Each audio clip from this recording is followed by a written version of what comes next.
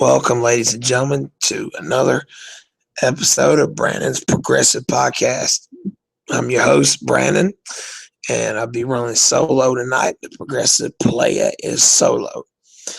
I'm still streaming from my friend Bill Mack channel, the Progressive Player Bill.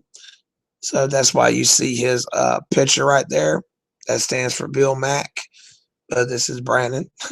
If you happen to see this on Bill's channel, go ahead and give him a subscription. He's got 23 subscribers. He deserves 23,000. It's really hard for us progressives to get subscribers, but I do appreciate you guys that do find these videos and take time to watch them and subscribe. I do appreciate that. You know how hard it is.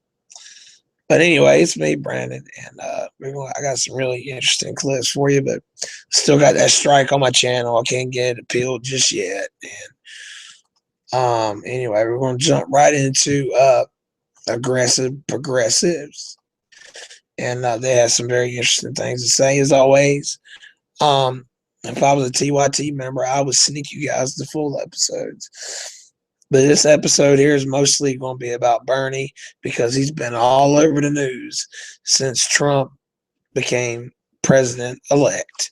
Because the fact is, MSNBC, pardon my cold, ladies and gentlemen, pardon my cold, okay? Sorry about that. Now, the truth is CNN and MS, they hide Bernie from us. They always wanted to hide Bernie from us, make him seem irrelevant. But they know Bernie is the most relevant person in the race, okay? Now the race is over, and what they do, they're all running to Bernie Sanders to get views, to get ratings. Because when Trump won the presidency, I said, I can't wait to hear what Bernie Sanders has to say about it. But nobody's going to interview him because MS and CNN's always hiding them. Guess what? First thing they do is go interview fucking Bernie Sanders. Last episode, I showed you the Sanders interview with Wolf's stupid ass on CNN. And I say he's stupid because, he's a hit. He was a Clinton bot, blah, blah, blah. This episode today, he was on CBS. All these major networks suddenly want to see Bernie and get his opinion because they know people gave a fuck about him. And during the primaries and election season, they hid him for that reason. They hid him for us. So they ain't stupid. They know we wanted to see it. Hell, they probably were curious too. So anyway, I got the CBS interview with Bernie Sanders and my reaction and dialogue with it. So we're going to start aggressive progressives, and it's going to jump right into the Bernie Sanders interview. Thank you so much for being here. Sorry for being sick. I love you guys, fellow progressives. I love you. Despite, perceived monsters being in the White House, things can get done if we're organized, if we fight and we work hard. And the great thing here, Jimmy, is that, time and time again, the Democratic Party establishment has been the roadblock to progress. But now that's gone. Now we can say, listen, you guys are fucking losers. Yes. Okay? You have no influence here. Shut the fuck up. You lost to Donald Trump. So don't tell me what I can and cannot do. Get the fuck out of our way. So there are a lot of people who feel this way. At the top of the show, we mentioned Cenk. So yeah, yesterday I did old school with Cenk and Wes. And we're talking about a plan to take over the DNC. Like, we're going to just take it. We're going to run it, okay? It's not going to be Donna Brazil. And when I say we, I'm not saying literally me and Wes and Cenk, but people, the progressives. We're going to take it over. And, there's already 33,000 volunteers for a wolf pack. We're going to mobilize these guys. And guys like Mark Van Landwick. Yeah. So, yeah, he's right. This is the future, and the future is now. So whether it's Liz Warren, Tulsi Gabbard, Jay Appel or Zephyr Teachout or Alan Grayson or Bernie Sanders or Elizabeth Warren. Yeah. Kashama Sawant. Yeah. So all these people, I mean, look, these voices just a few years ago were non-existent. Right. They just didn't even exist. Now. I mean, can you see Cenk Uygur as the DNC chairman? That would be nice. Yeah, I think he would be fair. I mean, yeah, I mean, he sucked on Clinton's titty a little bit there, but really, we need Jimmy Dore's DNC chair. The last two DNC chairs, Debbie Washington Schultz. I mean, they were really corrupt. You know, Debbie and Hillary conspired to have Hillary as a nominee, the Democratic nominee. We see where that went. Okay. And then they hired, I forget her name. It'll come to me in a second, but she leaked debate questions. She worked for CNN. She leaked debate questions to Hillary Clinton in the primary. So in the Democratic primary, Hillary already knew the questions. That way she can give a more prepared answer. Bernie answered those questions bareback and still almost beat the bitch. Well, really, he did. If you consider it election fraud, yeah, these DNC chairs are corrupt. Very corrupt. They're not fair. I mean, what if it was rigged for Bernie? What if Debbie Washington Schultz was a Bernie lover and she rigged it for Bernie? Would you hate her as much then? Probably not, but I just believe in free and fair elections as Bernie does. But let's get on to it. But yeah, that would be nice to get an honest DNC chair because honesty is what separates us from the other side. We're more honest, you know. But the way I see it now is the Democratic Party are shady shapeshifters. They lie, but they lie less than the Republicans, depending on what it is now. Debbie, DNC chairwoman, yeah, they're probably worse liars, but I'm just saying, at face value, both parties lie, but the Democratic Party lies less than the Republican Party at face value. But anyway, let's get on. They exist. And look, for a number of reasons, we lost in the primaries against Hillary Clinton and that Democratic machine. But that machine is broken, and it's obviously broken, and is just lying there like a carcass. So now we can climb over it and get the progress that we want passed. That is the silver lining. That is it. Believe me, in 4 years, we're going to have a progressive president. Do you know what Wes is doing? In 4 years, we'll have a completely democratic a government, House and Senate, just like we had in 2006. I know, but it's such a long way away. But I always like Jimmy Dore's theory that if Trump won, it would only make the Democratic Party that much stronger, make progressive stronger. I always agree with that theory. It was just risky, to have Clinton lose. It was risky. I was kind of up in there. I couldn't support Hillary Clinton after all the videos I made against her. I'm not like Cenk Uygur. I'm not going to turn around and contradict myself. I know politicians fall in line to do that, most of them, but you got to have integrity. And I'm not a politician, so I saw what Hillary did, and I said, I'm not getting behind. I'm not voting for her. I'm not voting for her, and I didn't vote Republican either. But I understand if you did, because a lot of you guys did. I understand if you're a Bernie guy and you voted for Trump because of trade or whatever. I understand that.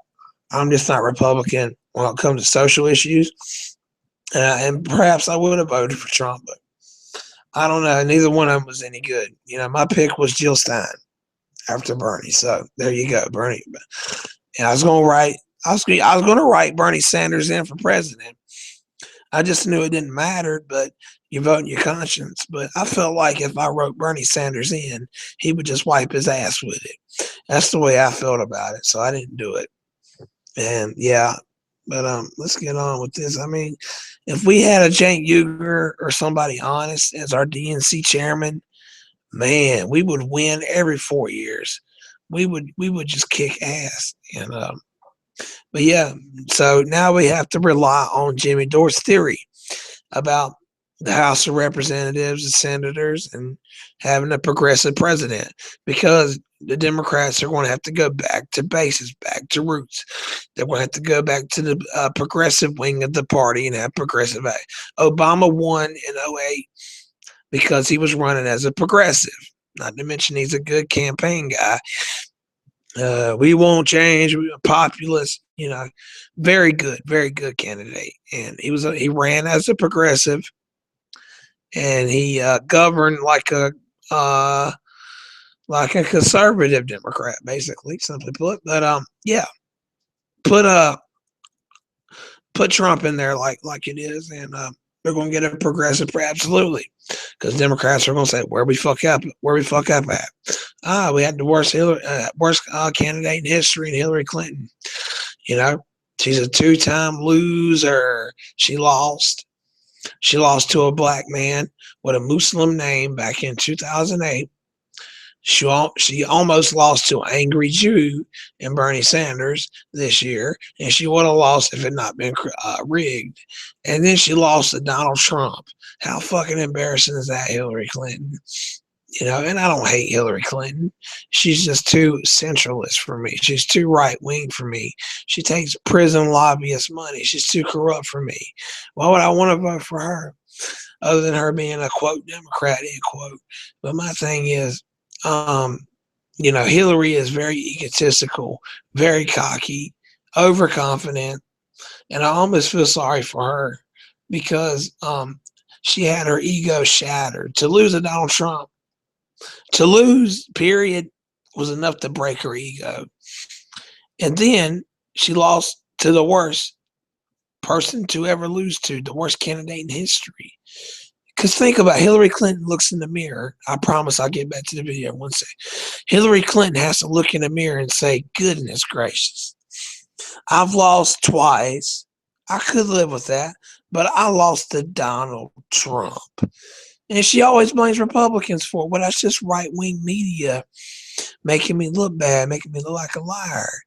Hillary, the left wing, well, actually, you're right about that because the left wing don't attack you. But the left wing on the internet does. Progressives do. Shit. Because, I mean, you know, people that follow politics on the internet, and a lot of us do, especially, hell, even old people, a lot of people do. They know Hillary Clinton is corrupt. We cost her the election. The internet cost her the election because we fact check everything. And that's great. That's how it should be. The internet's in our hands. Now, but she thought the opposite. So, yeah, I mean, she's just a 2.5 loser. And I'd be really embarrassed if I was her. But, you know, she's just going to blame Republicans and blame. I'm surprised she ain't blamed the Bernie bros yet. You know, man, that's Bernie bros' fault. Because now the establishment's just saying, well, if we picked Bernie, we would have won. And we said that 6 months ago. I mean, if you go look back on my older videos, you'll see that I was saying the same thing that Jimmy Dore saying because I was watching Jimmy Dore. And, yeah, we said this months ago. Bernie was leading Trump by double digits. People would care enough to go out there and vote for Bernie.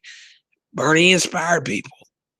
Even if he lost to Trump, it wouldn't have been as bad as Hillary. But the thing is, Hillary won. She won the popular vote. Al Gore won the popular vote. So that means more people voted for her. But we know we have the Electoral College, and that kind of blocks Democrats from actually winning an election sometimes, seems like, at least the last couple of times. And then 2 years later, we elected a black guy with a Muslim name. So we're going to get but he wasn't a progressive.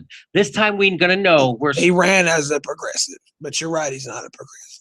Smarter. We're not going to be duped by people who pay fealty to liberal policy. By the way, the aggressive progressives, you guys need to meet the progressive players.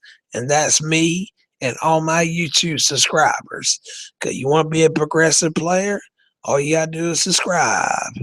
I'm not gonna be like, you know, I understand people want to make money, that's fine, but I ain't on here to make money. I'm on here to get views and get subscribes because I love doing this. So you want to support me, you ain't gotta send me no fucking money because you wouldn't do it anyway. You'll send me money to go away. Let's send him money to get off the YouTube. But I'm just kidding. But yeah, just subscribe to me. That's all I care about. These are progressive policies, but then to institute right-wing policies. But the amazing thing, Jimmy, is that the Democratic machine is so stupid because the reason why Barack Obama won is because people thought he was a progressive. Yes, that's why he won. That's why he won. Because he knows how to talk the language of progressives. Because Hillary ran to the right of him. Yes. And that's why she lost to him. Mm-hmm. So I don't understand why they don't think that the progressive message is something that the American people don't want to hear. Because because their donors don't want to hear it. That's why. That's exactly why. They're paid to not hear that They're message. paid to not hear that message. But I want to mention another thing that we're doing. So I don't know if you know this, but because, you know, at Standing Rock, our president, the most powerful man in the world, apparently has no power to stop a corporation from breaking in the heads of peaceful water protectors who just want their land. So the one minority that's lower on the rung than he is. Yeah. He's going to let the cops bash their heads in. Right. He's going to let it play it out. And he wants both sides to not be violent. So since Barack Obama's not doing anything. Nothing. Here's what we're going to do. Wes Clark and Michael Wood. You know Michael Wood? Yeah, the cop from Baltimore. I love that guy. I love that guy. Yeah, he's awesome. He's a former Marine. Those two guys issued a call to veterans. So they got hundreds of veterans. And they're going to go to Standing Rock in December. And they're... Okay, let's move on to the CBS interview from today with Bernie Sanders.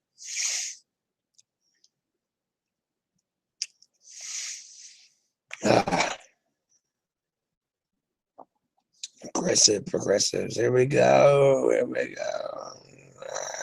Obama has a conference call with Democratic leaders tonight. He told them in an email, it is time to get ready to fight.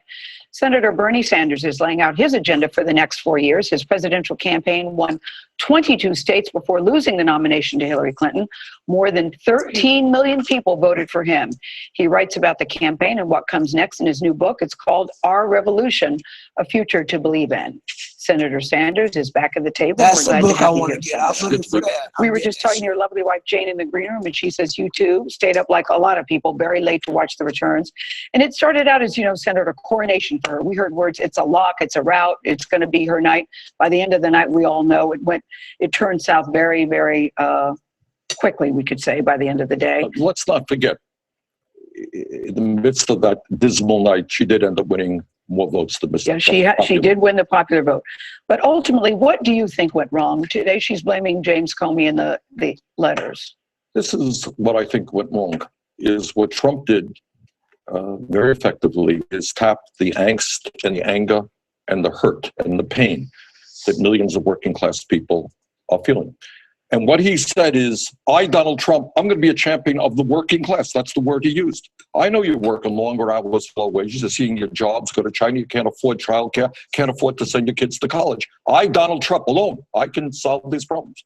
But what we are going to do, Gail, we're going to hold Mr. Trump accountable. We have all the things that he said.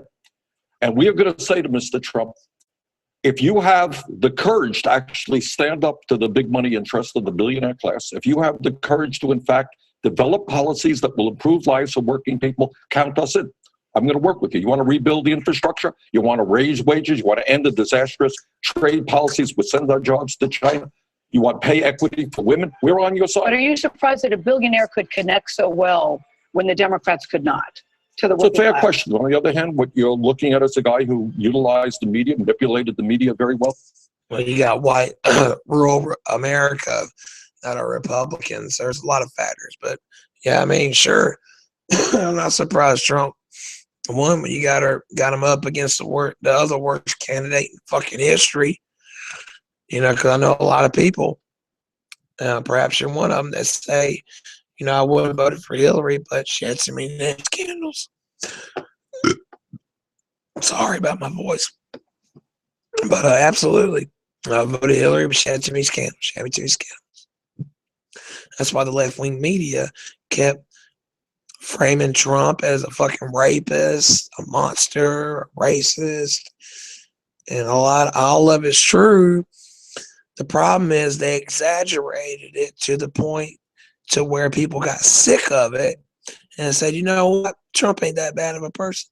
Because it's just wrong. If you pick on somebody too much and you try to force something down our throats, it's going to backfire. It turned him into the hero, really. We got tired of seeing him being shit on every day or whatever. I didn't. I thought it was kind of funny, but, anyway, I heard some rumors, and I don't like this, but, Bernie, hopefully will run in 4 years. But I mean, he's getting kind of old. But you know, I hope he can do it. But I heard a rumor that Tim Kaine might try to run for president in 2020, and I hope that don't happen. I can't take it. I could barely take Hillary Clinton running for president. I can't stand.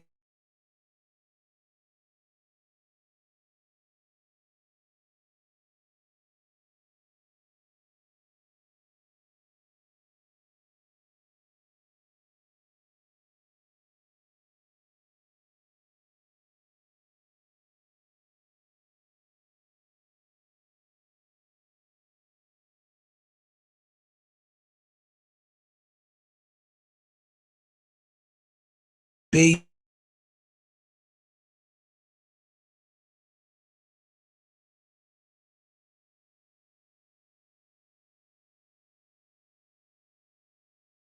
they'd probably be fair that time because they only did that for Hillary because Hillary lost to Obama. Why didn't they rig it for her then?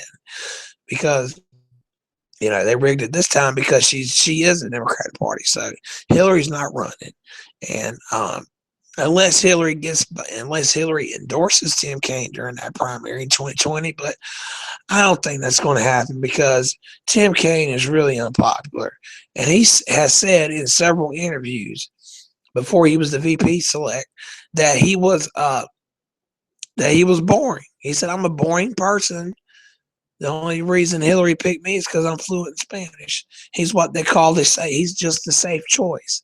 He's what they call the safe choice. He's somebody that'll do a good job in office, but he's not somebody that can campaign or whatever. So why the fuck would the Democrats pick him? But that's just a rumor. And I'm not even going to think about that because I don't believe that's going to happen.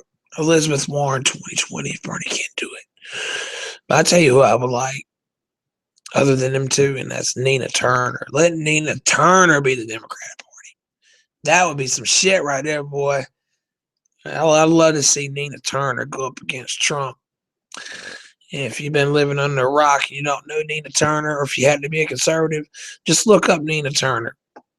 Let her go after Donald Trump in 2020. That'd be some funny shit. But let's finish this interview. I don't want, I just enjoy talking to you guys. This is my show, and I get this is my virtual round table. I play these videos and get their input. And it's kind of like a virtual round to give you my input, my reaction. But let's get. He is an entertainer. He is a professional at that. But I will tell you that I think there needs to be a profound change in the way the Democratic Party does business. It is not good enough to have a liberal elite.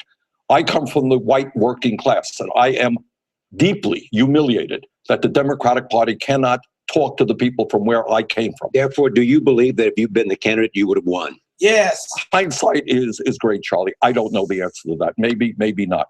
But this is what I do know. I know that that the Democratic Party has got to stand with the working people of this country. He's not going to answer that question because he don't want to get in trouble, basically. Because if he says, yes, I would have won, you're going to see a big backlash on Twitter. Bernie said he would have done better than Hillary. Bernie said, that's what he's doing. He's avoiding that. So don't think it's a cop-out. He just don't want to get in trouble. He just don't want drama. And I don't blame him. And us progressives know that Bernie would have won, hands down.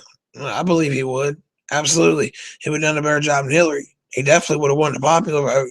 If Hillary could win the popular vote, Bernie would have won it by twice as much.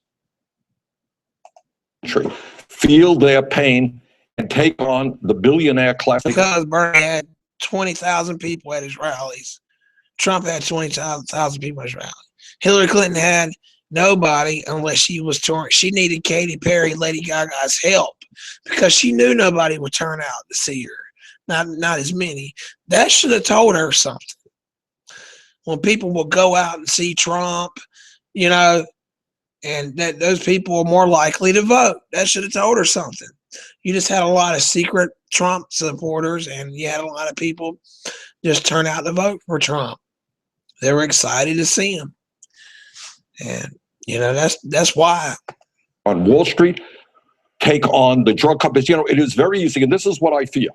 very easy for a president to take on little girls who wear headscarves who are Muslim, take on Latinos and minorities.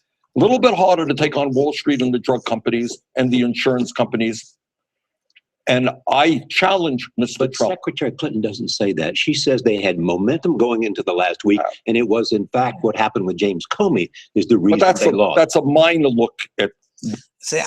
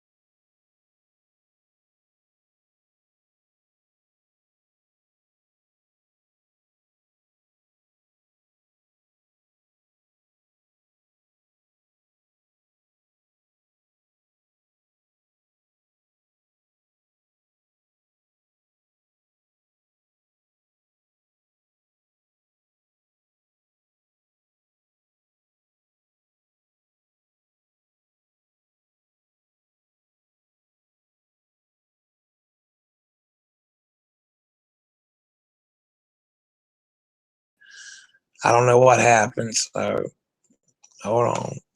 Let me get back to the interview. Really disappointed. What's that? Oh yeah, if you didn't hear me, Hillary's problem was she couldn't get independent votes and millennials. They wouldn't show up. We all know that, but she's not going to admit that because that just makes her look bad. And I don't blame her. I wouldn't admit that either. So cover story is, hey, let's just say it was James Comey's fault, you know. Yeah, I get that. I understand that. I'm sorry for the fucking interruption, man. YouTube strikes me, you know. AT&T modem, the internet. It's not the modem that's messed up. It's the line. It's the lines, you know. Traffic, shit like that. Why should you have to worry about That's their analysis. You know, in my life, I can't have a goddamn thing, hardly. You know, every time I have something nice, it fucks up or whatever, you know, it seems like. The question of what happens in the last week. The question is that she should have won this election by 10 percentage points.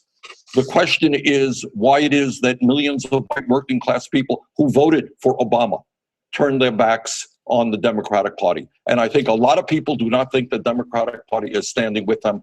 That has got to change. That is among other reasons why I'm supporting Keith Ellison, who will shake up the Democratic Party. I mean, this is the memo from Hillary Clinton's team, which they do blame James Comey because we saw that voters in the last week broke for Donald Trump.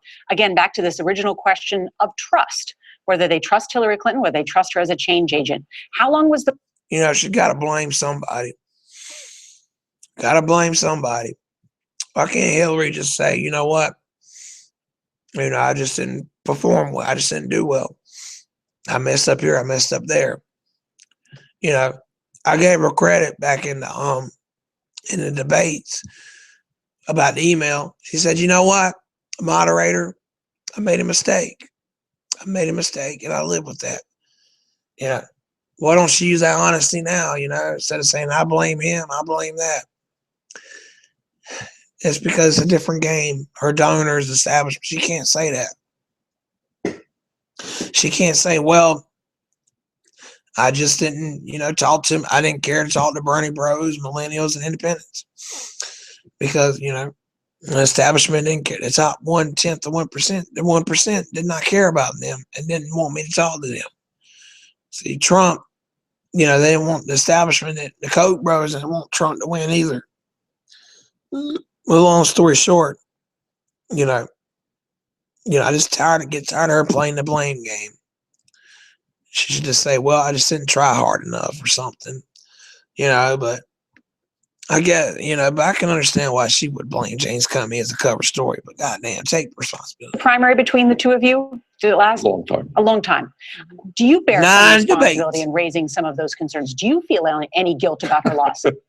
Well, Oh man, I'll start them fucking questions. We hear that all the time back in the primary, because they will say, Bernie, you debating Hillary, it's hurting Hillary in the general election. She has to prepare for Trump. You're hurting Hillary by debating her. I'm like, she hasn't won yet. She's not the nominee yet. And by June, people would forget about it. Hillary fucked up when James Comey started that investigation back in June, right before the DNC. And we learned that Bernie was, election fraud. We learned about the ballots closing early for, the crossover independent ballots and all that good stuff. That's when she fucked up big time. So, but I wouldn't blame anybody. I guess if we believe that somebody who the establishment brings forward has a right to be anointed and nobody should run against her, I guess, yes. If we believe in democracy. Oh shit. I heard that. He just kind of admitted it. If the DNC already has who they want to win, then yeah, I guess it would be an insult to her. Oh shit. He finally said it. Oh man, let me rewind just a little bit. Okay, let me go back 10 seconds. He finally said it. I'll be goddamn. Guilt about her loss. Well, I guess if we believe that somebody who the establishment brings forward has a right to be Whether they trust Hillary Clinton, whether they trust her as a change agent. How long was the primary between the two of you? Did it last? Long time. A long time. Do you bear some responsibility in raising some of those concerns? Do you feel any guilt about her loss? Well, I guess if we believe that somebody who the establishment brings forward has a right to be anointed and nobody should run against her, I guess, yes. If we believe in democracy, if we believe that, yes. So yeah, he knew it. He knew it was rigged. He just admitted it, and not so many words. A vigorous debate on the ideas. In fact, I think at the end of the day, by talking about income and wealth inequality, by talking about the need to make public colleges and universities tuition-free, by talking about the fact that we are the only major country on earth not to guarantee healthcare to all people is right, we ended up making her a stronger candidate. And she adopted your proposal. That's right. She adopted your proposal on. Yeah, she fucking had to, man. She had to, but the problem is she didn't promote that enough. She didn't go around saying, well, she did say, I adopted Bernie's little progressive platform booklet. She didn't stress that enough. And people didn't believe, because people kept calling Bernie a sellout. I said, he's not a sellout. He got her to agree to a Democratic platform booklet. He's going to hold her to it. And people just didn't hear that. It's just, he didn't sell out. He was trying to get it past the strongest progressive platform. Now he's got to get Trump to do it. But she didn't advertise that enough. Hillary would have won if she picked Bernie as her VP. But she don't want somebody to the left of her. She wants somebody to the right of her. Blah, blah, blah. On colleges. Millennials supported you. I only say blah, blah, blah. Not because I just don't want you guys to get bored with my talk. And I know you want to hear Bernie. That's why, In droves in your campaign. Bernie. They were part of the Obama coalition. They didn't turn out for Hillary Clinton. Why is that? Well, I think, first of all, I have to say it in my book, Our Revolution, I make this point. I ended the campaign more optimistic than I began. Mm-hmm. And I saw so many beautiful young people who are the least prejudiced generation in the history of this country, who want us to deal. Let me tell you something else. When we talk about Mr. Trump, media doesn't talk about this much. What this guy is talking about in terms of climate change should frighten not only the people in this country, but around the world. Because if the president of the United States does not believe that climate change is real, if he is not going to be aggressive in transforming our energy system, that's a lesson. That's a message that goes to the entire world. I worry very much about the future of this planet and what life is going to be like for your kids and your grandchildren. So we have got to rally the young people who will lead this effort to tell Mr. Trump, sorry, we want the planet that our kids and grandchildren will be living in. Are you to be encouraged to habitable. see that he seems to be open to other ideas after meeting with the president? He said, I will maybe reconsider some of my. He is, look, I mean, Obamacare. clearly, in 1,000 ways, his campaign was very unusual. It was very dominated by himself. He developed it. I would hope, this is nobody's fool. This is a smart guy. I would hope that he will reach out to the scientific community and say, tell me what is going on with climate change. There's some people talking about changing the way we take care of elections, the way we count elections. Should the Electoral College be abolished? I'll tell you this, Charlie. I would hope that everybody in this country would think about not only the fact that Hillary Clinton ended up with more votes than Mr. Trump, but second of all, that essentially the campaign, and I ran around the country for Hillary Clinton, 15 states. State of Vermont's a Democratic state. Nobody paid attention to us. Wyoming is a Republican state. Nobody paid attention to Wyoming. I thought we were 50 states, and I think candidates should be campaigning in 50 states. So, yeah, I think this is something we should be thinking about. Have you spoken to Hillary We should Clinton? think about changing the Electoral College. I think we should. The answer is, I think a campaign for president should not be in 15 states in this country. Have you What will spoken you to do? Hillary Yeah, I Clinton? have not. You have not? You have not spoken to her? What will you do in the United States Senate if they move forward on trying these mass deportations that Donald Trump said he supports on 60 Minutes? We will resist that. All right. This country faces very serious problems. Middle class is shrinking. Too many people living in poverty. Kids can't afford to go to college. Climate change is there. We have to deal with those problems. We don't have to divide this country up by having one group picking on people because they're Latinos or Muslims or African Americans. That's not what this country is going to be about. And I will do everything in my power to see that we come together and not let Mr. Trump or anyone else divide us up. Will you Senator run again? Sanders, thank Will you run so again? much. A little bit early to be talking about that. Really? Yeah, that's not a no. Okay. Thank you, Senator. That's right. It's not a no. Yeah, he's right. It is too early to be talking about that. I mean, that's all they care about is fucking media people. All they care about is the next election, the Senate, and, the race. That's all they care about because it equals ratings. Bernie just sat there and told that woman that she needs to worry about her grandchildren and climate change. They don't want to hear that. They don't give a fuck about that shit. Donald Trump don't give a fuck about climate change either. He's not going to negotiate with scientists. He don't care. Trump be dead in 5 to 10 years. He don't give a shit. Okay, let's look at two assholes I don't like in Sean Hannity and Trump. Okay, let me turn it down a little bit. Let's get right to it. Hannity has supported a certain strategy when it comes to the upcoming Trump administration's relationship with the press. The first bit of it came when he said amen to this tweet. Originally, J.R. McLaren said to many people, CNN, New York Times, Washington Post, and others shown to have colluded by WikiLeaks should not receive White House press credentials. Good job, Joe Business, for giving him a business blow, saying, go fuck yourself, you elitist piece of white garbage shit. I love it.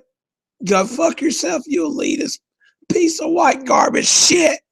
That's right. Fuck you and your amen. Goddamn dummy.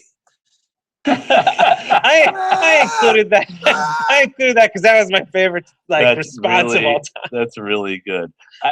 Along with this is kind of I think a breaking report. Maybe it happened about an hour or so ago. CBS News reported Epic President politics, Trump has man. asked Obama officials how his children can receive top secret security clearances to see intelligence data. So, oh my God, you're talking about Sean Hannity having this, right? Yes. So this is CBS News reporting this, that President-elect Trump asked President Obama how his children can get that. Right. And so here's another case of the smartest people everyone thinks is the smartest people in the world, meaning Barack Obama and all his Harvard friends. Here's another example of those guys being the dumbest guys in the world over and over and over again. Not only the smartest guys in the country crashing our economy and then fuck over the taxpayers when they try to rebuild it, but here they are also repealing the Constitution, protections that make us the country that we are. And why did they do it? Oh, because we have to fight terrorism, which wasn't the real reason. So now we don't have habeas corpus anymore. Now we have a surveillance state, right? Now the government knows every phone call you make, every text they make, and every email you send. The government has a copy of it. You know who the government is? Rudy Giuliani. The government right now is Donald Trump and his kids. And everybody told Barack Obama, when you take away habeas corpus and you want to throw people in jail without a trial, which is why they did that. Why would they want to do that? Jimmy, Barack Obama will never throw someone in jail without a trial. Then why the fuck do you think they passed that law in the first place? Because they're probably already doing it. That's why they passed that law. And now Donald Trump is going to be able, so when everyone tries to protest against Donald Trump's racism or whatever crazy thing he wants to do, they're going to throw the leaders of those, they can, thanks to Barack Obama and the smartest guys in the world, they can now throw the leaders. They have their emails and they know what they're going to do. They know where they're going to go protest. They know all the things they're doing, and they can take them out in the middle of the night and put them in a military prison and not tell anybody about it. Thank you, Barack Obama. You're such a genius. It turns out when a Democrat is the president, he puts half the left to sleep and they let him do horrible shit like this. And people warn those motherfuckers that the next guy coming in won't be a nice guy like Barack Obama. Tell him, Jim. Tell him. The next guy coming in might be a monster. Turns out the next guy coming in is a monster, so is Barack Obama. But this next guy is a monster on the outside. Except on the outside, this guy's a monster. And so now he's got access to all my emails, all Michael Scher's emails, anybody who wants to do anything to stand up against the machine. Barack Obama and the geniuses inside the Democratic Party handed all that stuff over to monsters. Way to go. He's got access to all my emails. Sounds like my girlfriend. Hey. You know, because she snoops. I just felt like you said I needed to be goofy today. I like it. So you said it. I like it. So Barack Obama, I think the beautiful thing about Barack Obama is that maybe his last act will be allowing the one minority lower on the ladder than him to have their heads bashed in at the behest of his donors out in North Dakota. So, damn. Oh, let me say that last part. Let's get to our final possible final clip. I'm sick, guys. I'm sick. I'm real sick. I don't know if I can get to you. I want to. So we have the results on Proposition 61 in California, and that was about a pharmaceutical company, Bernie Sanders, one of his favorite proposals, man. Let's see what it says. It failed. Ah, fuck. I saw that on the Senate floor when he was talking about it. He said a prescription drug, a family, was paying $125 a month. Now they're paying $325 a month. Does that bother you, Republicans? Does that bother you, Democrats? That's what Bernie was saying recently on the Senate floor. You know, some good stuff. You know, check out Bernie on C-SPAN because Bernie's he be in there preaching now. Bernie's a warrior. He's a true progressive. It's not good. So this was, of course, an attempt to have California pay the same for pharmaceuticals as the VA does, and it has been defeated. Now, for those of you who don't know the mechanics of this, the VA is able to negotiate for their drug prices with pharmaceutical companies, so they get pretty good prices. It's not like they're taking the pharmaceutical companies for advantage and they're getting their drugs for under cost. No, they get good prices. They negotiate the prices. Pharmaceutical companies make a profit. It's just not an obscene profit. So that's a model that the rest of the country should abide by, but they don't. Bush made the deal, and then Obama continued the deal of basically making it so that Medicare and Medicaid cannot negotiate for drug prices. So in other words, whatever the pharmaceutical companies say, the government pays. So they're price gouging. They're ripping us the fuck off. Now, California said, yeah, that's cute. Not going to happen here. Our state Medicaid system, we're going to take our state healthcare and we are going to pass a proposition that says whatever the VA gets, whatever they pay for their drugs, that's what we pay. The most common sense idea ever. Bernie Sanders was campaigning all around California for this specific proposition because this is like just a giant step in the right direction to stop price gouging. What happened? Again, it was defeated. Now, why was it defeated? That's the question, because you're thinking, Kyle, if this is really that simple, as you're describing, how the fuck was it defeated? Very simple. Propaganda. Propaganda, lies. What happened is the drug company spent over $100 million to defeat it. What did the pro side spend? People in favor of Proposition 61? $17 million. Against $100 million. So what did they do? They bought misleading ads that lied about what it would do. get this. You want to talk about dirty politics? They bought veterans groups. The pharmaceutical companies gave money to veterans groups, and then the veterans groups would go out there and say, yeah, this is bad, and this is going to raise prices for veterans. You're just liars. They were bought. They were corrupt. They were bought off by the pharmaceutical companies, and they just lied. None of that is true. It wouldn't raise prices for veterans. It wouldn't do anything of the sort. It would lower prices for the people. But the propaganda worked. So this is where you're seeing the effect of money in politics. Now, sometimes it's rare, but sometimes it happens. The person with the less money ends up winning. Certainly for president. That's what happened with Donald Trump and Hillary Clinton. Trump raised less money and he ended up winning. But most of the time, whichever side raised the most money, whether it be a candidate or it be on a proposition or whatever it is, usually the side that raises the most wins. Right. Because then you get your name out there the most, you get your message out there the most, you can mislead people. And obviously this, this isn't, there are no rules. That you could say anything you want, even if it's totally bogus. You just say anything. Speaking of bogus, one more point I want to make from earlier about Clinton blaming FBI James Comey about losing the election. That's bullshit, because when the October surprise happened, Hillary Clinton's team said, well, you know what? Early voting has already happened, and this will not affect the election. So the whole time that email scandal happened for that 1 week with Anthony Weiner's Weiner, Hillary kept saying, this won't affect the election. This won't affect the election because of early voting. Early voting, blah, blah, blah, blah, blah, blah. So now that she lost, she's looking for somebody to blame, because the truth is it's the millennials. The email scandals back in June and before that. And that's why she lost. So, yeah, no, she was praising James Comey, and it said him investigating would not hurt her. Now she's saying that it will hurt her. I just remember that and wanted to point that out. So Hillary Clinton is lying about the person she's blaming. She's lying about the reasons why she lost, basically. Okay, let's get back to why the progressive, Bernie's favorite progressive ballot measure failed. Let's get why did that happen again? Get away with it. So they lied about the effects of this and it lost. But guess what? They can only pull the wool over people's eyes for so long, man. I mean, I'm very disheartened about this, but in the long term, I actually think I'm optimistic. And I'm optimistic because this got on the ballot in the first place. As long as we could keep getting these sorts of things on the ballot, then eventually, the levees are going to break, man, and we're going to have good things happen. Another thing happening, I think it was Colorado with universal health care. There was a proposition for that. It lost. Again, give it some time. The first time marijuana came up on a ballot, it lost. So, but you see that the trends and the tides move. Yeah, it get passed eventually, hopefully. But like you said, it always gets turned down the first. It's just like disability. When you're trying to get a disability check, you always get turned down the first time. Always get turned down the first time. So he's got a point there.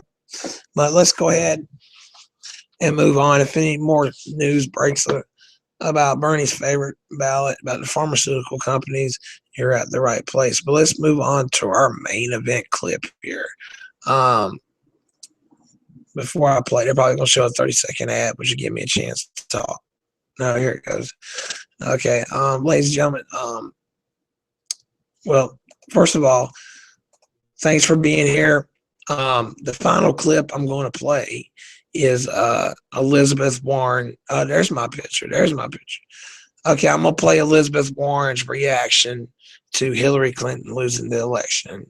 This is already like 3 days old, so I saved this for last. So that's all I got for you guys. So if you don't want to stay and watch that, if you already seen it, go ahead and give this video a thumbs up, and I'll catch you next time on my channel, hopefully, or Bill Mack's channel. Thank you so much for watching. For you guys sticking with me, or haven't seen it, rather, better way to say it. Let's see what Elizabeth Warren the progressive had to say about Hillary losing. For all of us in a way, but specifically for Democrats and for liberals. And by the way, sub to Kyle at Secular Talk. He's really good. Sub to Jimmy Dore. Sub to TYT if you want to. But Jimmy Dore, very good. But that wasn't Jimmy Dore's channel. That was TYT, Aggressive Progressives, which is a good show. You just have to pay for it. So I think we've probably seen the best part of that show, of that episode, the highlights. Anyway, Elizabeth Warren interview right after Hillary lost. In this new era we're now in, the new era of President Trump, the one person I really, really, really want to hear from yet, who I have not heard from yet, is Massachusetts Senator Elizabeth Warren. Yeah. Luckily for us, she's here tonight. Senator, thank you for being here. Thank you. It's good to be here. At a personal level, as a human being, as a citizen, how are you feeling about this election? You know, it happened. And there was a time to be really despondent about it. But the way I see it now is that we pick ourselves up and we fight back. That's what I think it's all about. A lot of liberals in particular are despondent. You know, there's people talking about moving to Canada. A lot of people, I'm running into people on the. By the way, for those people still with me, I plan to do a podcast, upcoming podcast. I plan to do one about the election fallout. I mean, it's old now, but I didn't get a chance to do a video about it. And what I'm going to do is I'm going to play a lot of the reactions to Hillary losing and Trump winning. Basically, I'm going to play Hillary Clinton's concession speech, and I'm going to give commentary about that. And I'll probably play Trump's victory speech and all that. You know, I mean, I know I probably won't get that many views and all that, but I'm doing it for history's sake. People will watch it eventually when they want to feel the nostalgic or whatever. So that's probably going to be my next podcast or the one after. Also in that podcast, I'm going to tie in Sam Harris's reaction to Trump winning. Sam Harris just did a podcast called "A Clown Has Won the Presidency." So, you know, so basically next podcast or the one after is going to be election feedback, election results feedback, basically. Concession speech. We're going to hear from Hillary in that speech. More from Obama and more from Sam Harris, because I haven't heard what Sam Harris had to say about it just yet. So look forward to that. While I watch it alone, when we can watch it together. So, you know, so I'm definitely going to do post-election coverage just to have it on file, because I wanted to even know it's old. Excuse me. Subway, literally today, twice on the subway in New York City and once in the airport as I was coming here to meet with you, people who looked at me and started to say something to me, recognizing me from TV, and they broke down in tears. I know. People are very, very upset. And I keep hearing, you can't move to Canada, you can't go into your shell, you can't be despondent, you have to fight. But what is the one more thing? People say that every 4 to 8 years, if their candidate don't win, oh, fuck America, I'm move to Canada. Guess what? They stay their ass right here. You know, and I know it's a different I know this time it's a little dangerous with Trump, but I'm just saying people say that every 4 to 8 years. It's basic sociology and psychology studies. I hear it every 4 to 8 years. Oh, I'm moving. Oh, I'm moving. When Bernie lost the Democratic nomination, I felt like saying that, you know. But hell, I've been saying that for years. I want to move to Japan where people are good to each other. Still, and people are good to each other here. Good people don't get enough credit. I just love Japan and Japanese culture, and long-time subscribers know why, you know. Fight how? All right, well, look, let's start with the fact, because you really do have to acknowledge this. This is painful. Yeah. And this really and truly hurts. And we have to remember how Donald Trump started this whole campaign. He started it with an attack on Mexican Americans, and then he took the escalator down. And his entire campaign was fueled on racism and bigotry, attacks on women, attacks on African Americans, attacks on Latinas, attacks on Muslims, attacks on people who were disabled. I mean, it was one attack after another. And that means we have to think about what this means for America and where we go forward right now. And so the first part I start with on any part of this is that Donald Trump brought a kind of bigotry to I don't know where the video is, ladies and gentlemen, but you can hear it, so we'll listen together. Politics, or at least not in a very, very, very long. A lot of times I listen to Rachel on the audio version anyway, so fucking that Google. means for me, what we're going to do is we're going to stand up and say, there's a lot we'll try to work with you on. There are a lot of places where there are going to have to be compromises. There are things we're going to end up losing because we don't have the White House, we don't have the Senate, we don't have the House of Representatives. But on these core issues about treating every single human being in this country with dignity, on that, we stand up and we fight back. We do not back down. We do not compromise, not today, not tomorrow, not ever. Here we go. For me, that's the starting place on how to understand what's happened to us. One of the things that I've been thinking a lot about is the number of people, particularly young people, young adults, who, because of President Obama's policies, because of what he did, they came out as having been brought to this country as kids undocumented. Yes. They came out, made themselves known publicly, made themselves known to the government as being here without documentation. And those people right now are wondering if doing that means that they are going to be subject to what Trump has described as a nationwide deportation force that's going to come round them up. What do you think about that? What do you say to those people? So what I say is what I say to all the rest of us too, is that what happens next in this country is partly about Donald Trump. It's partly about a Republican Senate. It's partly about a Republican House. But it is more about the rest of us and what the rest of us say, and frankly, what the rest of us permit. You know, Donald Trump it did not get the majority of Americans voting for him. They did not.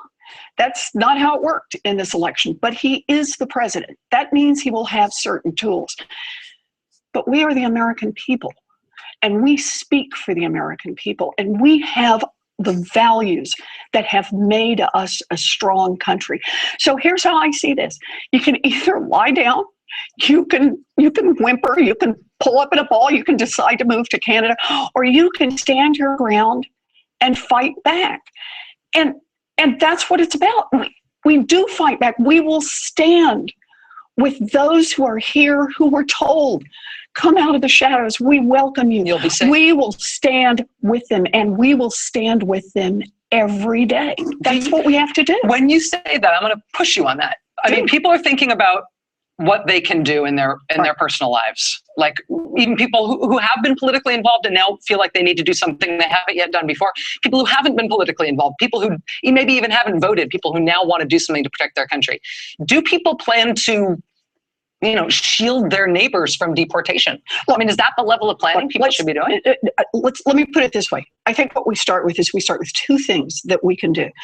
One is we can volunteer, and the second is we can stay connected to each other. Okay. The first part about volunteering is get out there and volunteer. Volunteer for Planned Parenthood. Give a couple hours a week to that, or to any other organization that really matters to you. An environmental organization, an immigrants' rights organization, somebody who's working on economic justice, someone who's working on financial reform. Get out there and volunteer, because volunteering is a way to say, we're making these groups stronger. This is one way our voice will be heard. It's not all going to be heard in Washington. This is how we're going to have our voice heard. And the second part is we've got to stay connected to each other. This is what we can now do through the internet. This is how we can now do it. I have ElizabethWarren.com. We stay connected by emails every 4 or 5 days where we talk about substantive issues. We talk about the fights that are coming up, because we have to be ready to mobilize on specific issues when the time comes. We're not going to fight every issue every minute of every day. We're going to be smart. We're going to be organized. We're going to use our time and our talents in a strategic and careful way. But we are going to fight back. We are not turning this country over to what Donald Trump has sold. We are just not. we're now seeing, including tonight, big vocal protests, and they're pretty spontaneous. Yep. Nobody planned on Donald Trump being president, Nope. I think, anywhere in the ideological number line, but people who are upset about it, by the thousands turned out last night, and by the thousands are turning out tonight. We're seeing huge numbers of people in the street, particularly in Baltimore tonight, but in some other cities. Do you think that is healthy? Do you support those protests? Do you encourage people to protest? Look, people are upset and they're right to be upset. This is our country, and people have a right to have their voices heard. What happened on Tuesday? We could let our country head in that direction, in the direction that Donald Trump offered in his campaign to lead us. Or we could say we are a better people than that. We have a right to be heard, but we also have an obligation to listen. You know, part of what happened on Tuesday is what Donald Trump offered up with this kind of toxic stew of bigotry. But there were millions of people across this country who voted for him, not because of that bigotry, but in spite of that bigotry. There are millions of people across this country who voted for him because they are angry about what's happening in this country, because they are worried about what's happened in this country, and because they are hopeful that he is someone who will come in and break a system that is not working for them. It is not working for them economically. It is not working for them politically. You know, the way I understand this election is that the American people voted for significant change. This economy is working for a slice at the top, and it's leaving everybody else in the dirt, people hanging on by their fingernails. And this political system is working for a slice of those at the top and shutting everybody else out. The American people want to see change. Our job now is to try to give some direction to that change, to force that change in a way that not only opens up for more and more families, but that helps us build a future that works, not just for some of our kids, but a future that works for all of our kids. Massachusetts Senator Elizabeth Warren, can I keep you pinned to that chair for one more segment? You bet. Okay, we'll be right back with Senator Elizabeth Warren. Hey there, I'm Chris Hayes from MSNBC. Thanks for watching MSNBC on YouTube. If you want to keep up to date with the videos we're putting out, you can click subscribe just below me, or click over on this list to see lots of other great videos. Yeah, click on my list, ladies and gentlemen, to see more great videos. But yeah, they never posted part 2 of that interview of Elizabeth Warren. So, but you get the majority of it. I mean, I don't think I love everything she says, but that was probably pretty much the meat of it, I'm sure. But yeah. Thanks for watching, guys, gals. I love you guys very much, and I appreciate you guys. That's what's keeping me motivated, honestly. I'm sick, but I want to get on here and talk to my subscribers. That's all y'all I have. You know, be honest with you, I don't have much family.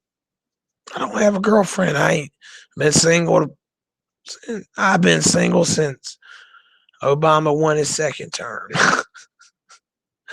Basically, so, you know, and so, you know, you guys are kind of like my bloodline in a way. At least I hope so. But you guys take care. See you next episode. Stay tuned.